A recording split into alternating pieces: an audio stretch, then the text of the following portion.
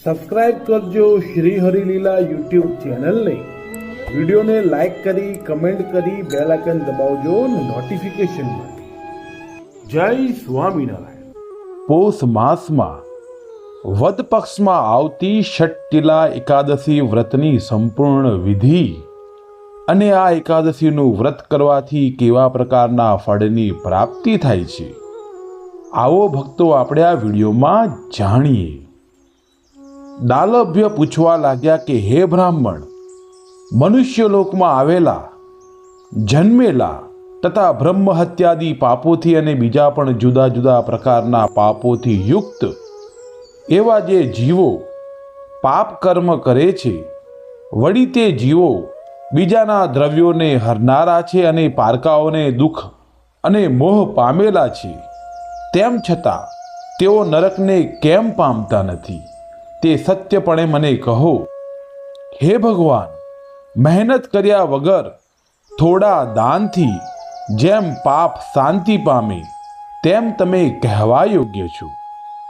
ત્યારે પુલ સત્ય કહેવા લાગ્યા કે હે મોટા ભાગ્યવાળા, તમે ઘણું સારું પૂછ્યું છે. તમે જે પૂછ્યું તે છાનું અને અતિ દુઃખે મળે તેવું છે, જે બ્રહ્મા, વિષ્ણુ, ઇન્દ્ર અને દેવતાઓને પણ કોઈને કહ્યું નથી.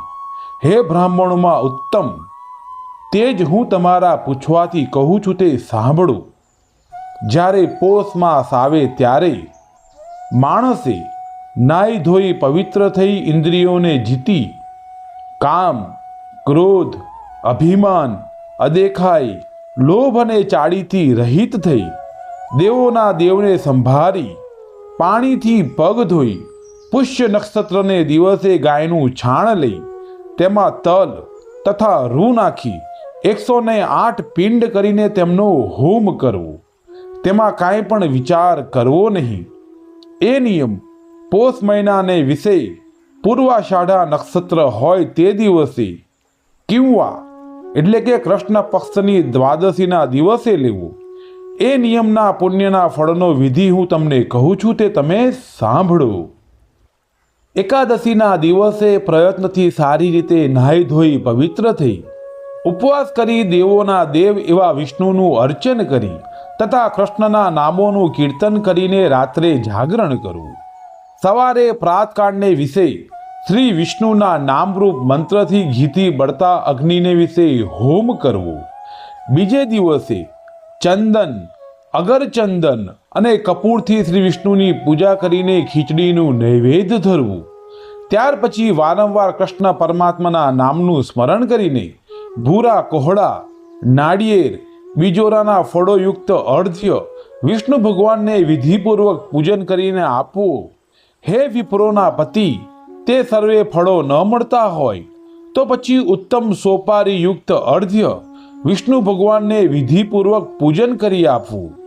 અર્ધ્ય દેતી વખતે કહેવું કે હે કૃષ્ણ, તમે કૃપાળુ છો, માટે ગતિ ન પામેલાઓને એટલે કે અવગત્યાઓને ગતિરૂપ થાઓ, તથા હે પરમેશ્વર, સંસારરૂપી સમુદ્રમાં બુડેલાઓની ઉપર પ્રસન્ન થાઓ.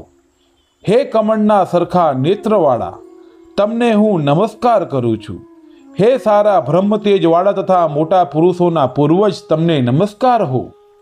તથા હે જગતને પેદા કરનાર, તમને હું નમન કરું છું. હે જગતના પતિ, મેં આપેલો અર્ધ્ય લક્ષ્મીજીની સાથે ગ્રહણ કરો. એ રીતે અર્ધ્ય આપી રહ્યા પછી બ્રાહ્મણની પૂજા કરીને તે રીતે કહેવું કે હે કૃષ્ણ, તમે મને પ્રસન્ન થાઓ.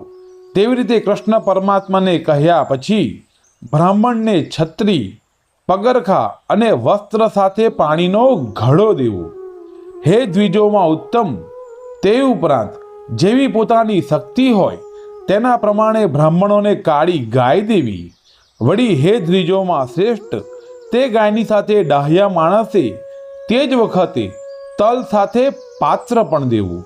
હે દ્વિજોમાં ઉત્તમ મુનિ, ધોળા અને કાળા તલ નહાવામાં અને ખાવામાં વખણાય છે, માટે શક્તિ પ્રમાણે પ્રયત્નથી ધોળા તથા કાળા તલ તે જરૂર દેવા. હે દ્વિજ, ખેતરની અંદર વાવેલા એક છોડની અંદર જેટલા તલ ઉગે છે તેટલા 1000 વર્ષ સુધી તલ દેનાર સ્વર્ગલોકમાં પૂજાય છે. તલથી સ્નાન કરનાર, શરીરે તલ ચોડનાર, તલનો હોમ કરનાર અને તલ સાથે જળ દેનાર, તે ઉપરાંત તલવાળું પાણી દેનાર, તલ ખાનાર અને તલ દેનાર, એ રીતે 6 પ્રકારે તલનો ઉપયોગ કરનારાના પાપ સંપૂર્ણપણે નાશ પામે છે. નારદજી પૂછવા લાગ્યા કે હે મોટા બાહુવાળા, જગતને ઉત્પન્ન કરનાર હે કૃષ્ણ, તમને હું નમન કરું છું. ષટતિલા નામની એકાદશી કઈ જાતના ફળને આપે છે તે ટૂંકી રીતે આખ્યાન સાથે હે યાદવ, તમે જો મને પ્રસન્ન થયા હો તો મારી આગળ કહો. ત્યારે શ્રી કૃષ્ણ કહે છે કે હે બ્રાહ્મણ, જે રીતે બનેલું છે, મેં જે રીતે જોયેલું છે તે રીતે તમને કહું છું, માટે સાંભળો. હે નારદ, આગળ પૂર્વે મૃત્યુલોકમાં નિત્ય વ્રત કરવામાં પ્રીતિવાળી તથા સદા દેવોને પૂજન અને તેમાં હેતવાળી એક બ્રાહ્મણી હતી, જે કેટલાય માસો સુધી ઉપવાસ કરવામાં પ્રીતિવાળી, હંમેશા મારી ભક્ત, કૃષ્ણ સંબંધી વ્રતોના ઉપવાસ કરનારીને મારી પૂજામાં પરાયણ અને તત્પર રહેતી હતી. હે દ્વિજ, તે બ્રાહ્મણીએ નિત્ય ઉપવાસોથી શરીરને કલેશવાળું કર્યું હતું. હે દ્વિજ, તે બ્રાહ્મણી સદા કાલ હંમેશા દીન બ્રાહ્મણોને અને કુમારિકાઓને ભક્તિથી ઘર વગેરે દેતી, વળી તે મોટી બુદ્ધિવાળી બ્રાહ્મણી અતિ કૃચ્છ નામના વ્રતમાં પણ પ્રીતિવાળી હતી, અર્થાત અતિ કૃચ્છ નામનું વ્રત પણ કરતી હતી. પરંતુ હે દ્વિજ, તે બ્રાહ્મણોને તૃપ્ત કર્યા નહીં, તેથી તેમ દેવોને પણ તેણે તૃપ્ત કર્યા નહીં, અર્થાત કોઈ પણ દિવસ અન્નનું દાન દીધું નહીં. તે રીતે બ્રાહ્મણીને વ્રત કરતા ઘણો કાળ વીતી ગયો. આ બ્રાહ્મણીનું શરીર કૃચ્છાદિ વ્રતો કરવાથી શુદ્ધ થયું છે, એમાં કાંઈ પણ સંશય નથી. વળી આ બ્રાહ્મણીએ કાયાને કષ્ટ આપીને વિષ્ણુનો લોક તો મેળ્યો છે, પરંતુ તેણે ક્યારેય પણ અન્નદાન આપ્યું નથી કે જે અન્નદાનથી ઉત્તમ પ્રકારની તૃપ્તિ થાય છે. એમ વિચારી તે અન્નદાનની ભીખ માગવા સારું હું મૃત્યુલોકની અંદર આવેલા તે બ્રાહ્મણીના ઘરને વિશે અઘોરીનું રૂપ ધારણ કરીને ગયો અને તે બ્રાહ્મણી પાસે ભીખ માગવા લાગ્યો. તેથી તે બ્રાહ્મણીએ પૂછ્યું કે હે બ્રહ્મ દેવતા, તમે મારી આગળ સાચે સાચું કહો કે તમે કયા ઠેકાણેથી આવો છો. આ રીતે બ્રાહ્મણીએ મને પૂછ્યું, પરંતુ મેં તેનો કાંઈ પણ ઉત્તર ન દીધો. હે બ્રાહ્મણ, મેં પાછું બીજી વાર પણ એમ કહ્યું કે હે સુંદરી, મને ભિક્ષા દે.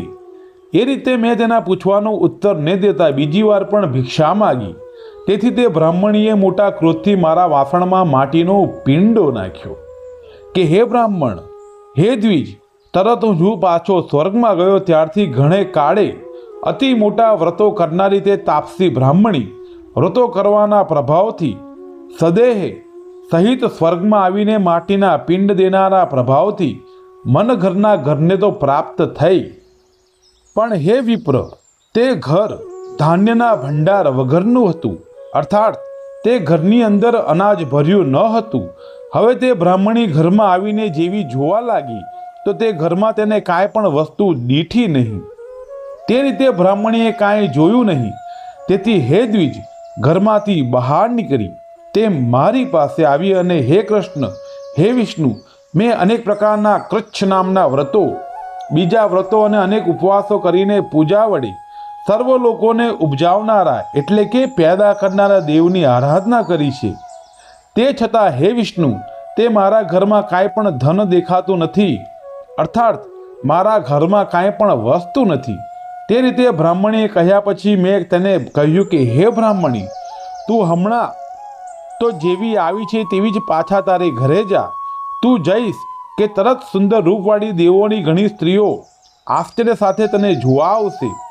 તે વખતે તારે ષટતિલાના પુણ્યના ફળ સંભાળ્યા વિના બાળ ઉઘાડવા નહીં, અર્થાત દેવોની સ્ત્રીઓ તને ષટતિલાના પુણ્યના ફળનું વર્ણન કરે ત્યારે જ તારે તારું મોઢું દેખાડવું, પણ ષટતિલાના પુણ્યના ફળનું વર્ણન કહ્યા વિના મોઢું દેખાડવું નહીં. તે રીતે મનુષ્યલોકની તે બ્રાહ્મણીને કહેવાથી તે બ્રાહ્મણી જેવી ઘરે ગઈ. તેટલામાં તો હે નારદ, દેવતાઓની સ્ત્રીઓ તે બ્રાહ્મણીના ઘરે જઈને કહેવા લાગી કે હે સારા મુખવાળી, અમે તને જોવા આવ્યા છીએ, માટે બહાર ઉઘાડ, એટલે તને જોઈએ.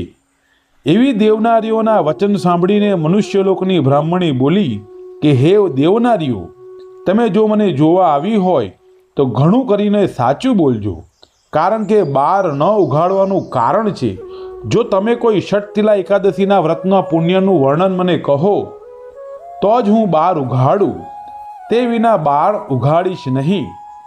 તે રીતે બ્રાહ્મણે કહ્યું, તથાપિ કોઈ પણ દેવનારીઓ ષટતિલા એકાદશીના પુણ્યના ફળનું વર્ણન કહ્યું નહીં. એટલામાં વળી એક બીજી પણ બોલી કે મારે તો મનુષ્યલોકની સ્ત્રી જોઈ છે. એમ કહીને તેણે ષટતિલા એકાદશીના પુણ્યના ફળનું વર્ણન કર્યું. ત્યારબાદ હે દ્વિજોમાં ઉત્તમ, તે સર્વ દેવનારીઓએ બહાર ઉઘાડીને મનુષ્યલોકની તે બ્રાહ્મણીને જોઈ. તે બ્રાહ્મણીના જેવી કોઈ દેવી પણ જોઈ નહોતી, અર્થાત દેવતાઓની સ્ત્રીઓના ઉપદેશથી સાચા વ્રતવાળી મનુષ્યલોકની તે બ્રાહ્મણીએ ભોગ અને મોક્ષના ફળની દેનારી ષટતિલા એકાદશીનું વ્રત કર્યું. એ ષટતિલા એકાદશીના વ્રતના પ્રભાવથી ક્ષણવારમાં તે બ્રાહ્મણી રૂપ અને ક્રાંતિવાળી થઈને ધન, ધાન્ય, સોનું, રૂપું તથા વસ્ત્રાદિ સાથે સર્વ સંપત્તિવાળું ઘર પામી. આ ષટતિલા વ્રત કરનારને અતિ તૃષ્ણા કરવી નહીં, તેમ ધનની અંદર ષટપણું પણ કરવું નહીં, અને પોતાના ધનના પ્રમાણમાં તલ અને વસ્ત્ર વગેરેનું દાન દેવું. હે દ્વિજોમાં શ્રેષ્ઠ બ્રાહ્મણ, તે પ્રમાણે ષટતિલા એકાદશીના દિવસે ઉપવાસ કરવાથી તથા તલ વગેરેનું દાન દેવાથી જન્મો જન્મને વિશે આરોગ્યને પામે છે, દારિદ્ર્ય નાશ પામે છે, કષ્ટ પણ નાશ પામે છે, તેમ દુર્ભાગ્યપણું પણ નાશ પામે છે, તેમાં કાંઈ પણ સંશય નથી. હે મુનિઓમાં શ્રેષ્ઠ, તે રીતે વ્રત કરવાથી સર્વ પાપોમાંથી મુકાય છે, તેમાં કાંઈ પણ વિચાર કરવાની જરૂર નથી. વિધિ પુરસ્કાર સારી રીતે દીધેલું દાન પણ સર્વ પાપોને મટાડનારું છે. તેમ તે દાન આપવાથી શરીરને વિશે કોઈ પણ પ્રકારનો અનર્થ થતો નથી, તેમ શરીરને વિશે કોઈ પણ પ્રકારની મહેનત પણ પડતી નથી. તે પ્રમાણે શ્રી ભવિષ્યોત્તર પુરાણમાં પોષ મહિનાના કૃષ્ણ પક્ષની ષટતિલા નામની એકાદશીનું મહાત્મય સંપૂર્ણ થયું. આમ ભક્તો, આવો આપણે પણ 14 તારીખે એટલે કે 14 જાન્યુઆરી 2026ના દિવસે જે ષટતિલા નામની એકાદશી આવે છે તે એકાદશીનું વ્રત કરીએ.